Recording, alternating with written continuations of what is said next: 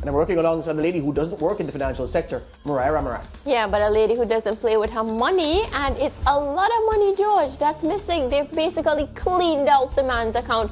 I'm telling you, I wouldn't be able to function. I want to read just a little bit from what, well, just as background, viewers, you would have been aware that there has been fraud, not a fraud. There has been fraud of monumental proportions at one of our investment firms in Jamaica, Stocks and Securities Limited, one of the oldest, if not the oldest. I remember investing in Stocks and Securities, Mariah, when I was in third year in university. That was 2004, and I was approached by the gentleman. Well, 2005, the year that I graduated. I was approached by the gentleman whose father founded the firm. So it was Mark Croskery. His father, Hugh Croskery, had founded Stocks and Securities Limited, and I started with them at that time. And it was highly reputable early, and it has forged its reputation over time. But we're hearing now that for at least 5 years, well, 2017 to now would be 6 years. So at least 6 years now, there have been problems at Stocks and Securities Limited. And those those issues came to a head with news that Bolt, among others, had been fleeced of billions of Jamaican dollars, millions of US dollars, billions of US dollars, and that the company, well, billions of Jamaican, millions of US dollars. The company is now in receivership. So the Financial Services Commission, the regulators of the financial sector in Jamaica, they've sent in someone to act as temporary manager. Right. So once that happens with the company is dead in its tracks. For those who are old enough of memory to remember FinSac, when Richard Coe, the man who formerly led courts, was sent in as a receiver in the Financial Sector Adjustment Company after the collapse of the financial sector in Jamaica in the mid-1990s. It's a similar situation. So Stocks and Securities will be dead. But Mariah, I'm prevaricating, I'm preambling. Today, Bolt's lawyers, Mariah, and I want to hear your comment on this if you have anything to say, because they wrote, Frater Ennison Gordon, attorneys at law and notaries public, they said to the manager of Stocks and Securities Limited, "Dear sir, we represent the Honorable Ambassador Usain St. Leo Bolt, a retired Olympian, and who we are instructed established an account with you via a limited liability company, which account is in essence our client's self-designed pension." So the lawyers are confirming that this is Bolt's pension that was saved, well, was invested with Stocks and Securities. They go further. Our instructions are, Mariah, I want you to listen carefully. Our instructions are that up to the 31st day of October 2022, the balance standing to the said account was, listen again, United States $12,758,181.74.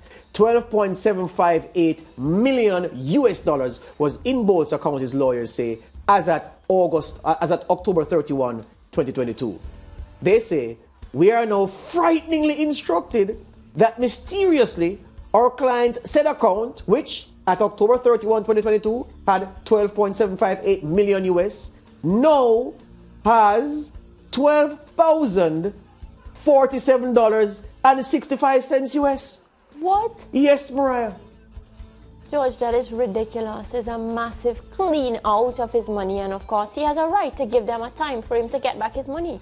Absolutely. So the lawyers say if this is correct, and we're hoping it is not, then a serious act of fraud or a combination of both have been committed against our client. Henceforth, the lawyers say, we are demanding that this be done within the next 10 days, failing which we will take all legal actions against you and your directors, which action will include civil and criminal procedures.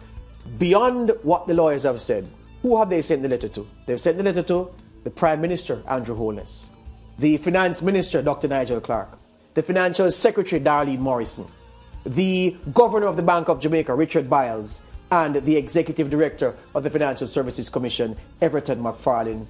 The attorney representing Usain Bolt of the firm Frater Ennison Linton P. Gordon, a very, very experienced attorney. He was one of the stars of the show. I remember it very well, like it was yesterday, at the Manat Phelps and Phillips Commission of Inquiry in Jamaica. He represented those individuals from the Jamaica Defence Force who were called to make submissions to the tribunal. A man in common parlance, you can't go around Linton Gordon, a serious attorney, because it's a serious matter. Serious matter, definitely, George. And I'm hoping that, you know, this is not only 10 days, I would have given them 5. Ooh. 10 days is a lot. Well, there you go. They've been given 10 days, so the clock is now ticking. Anyway, continuing with the SportsMax Zone and what we have lined up for you. Fazir Mohammed will join us later to discuss the full West Indies squad. Plus, we'll have a recap of match week 10 in the Jamaica Premier League, and we'll chat with the teacher, Lenworth Hyde, following his departure from struggling Chapelton Maroons FC.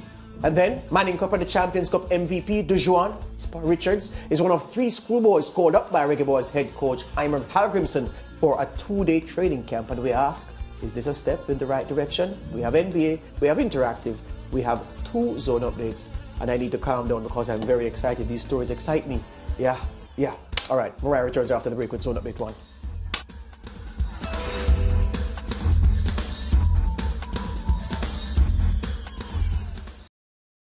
Thank you for watching SportsMax on YouTube. Don't forget to like, share, subscribe, and click the notification bell to stay informed.